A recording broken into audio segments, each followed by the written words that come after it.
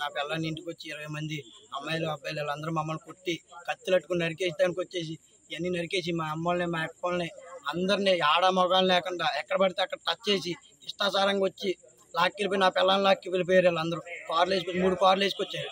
SI గారు lady madam SI గారు కూడా పెళ్లి నిన్న ఈవినింగ్ 4కి అయింది. స్టేషన్కి వస్తే నిన్న కేసు తీసుకోమంటే కేసు తీసుకోలేదు మేడం గారు. మేడం గారు డబ్బులు కమ్ముడిపోయారు.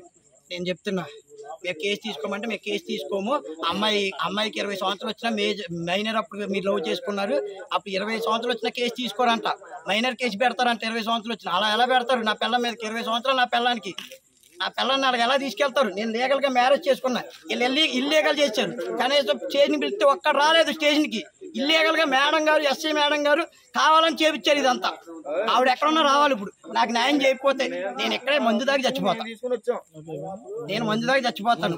వచ్చిన వాళ్ళందరినీ స్టేషన్లో వేస్తారు. వాళ్ళు ఏం చేస్తారో నాకు అది లీగల్ గా కావాలంతా. మీ ఇంటి మీద దాడి చేసింది ఎవరు? మా ఇంటి మీద దాడి చేసింది చిట్టిపోయిన పవన్, వీరమల్ల సన్ని, వాళ్ళతో ఇంకా రౌడీలు, అమ్మాయి వాళ్ళ అన్నయ్య చందు, వాళ్ళ అమ్మాళ్ళు, వాళ్ళ పిన్నోళ్ళు, మొత్తం ఇంకో 3-4 రౌడీలు తీసుకొచ్చారు. కత్తులు పట్టుకుని కర్రలు పట్టుకుని.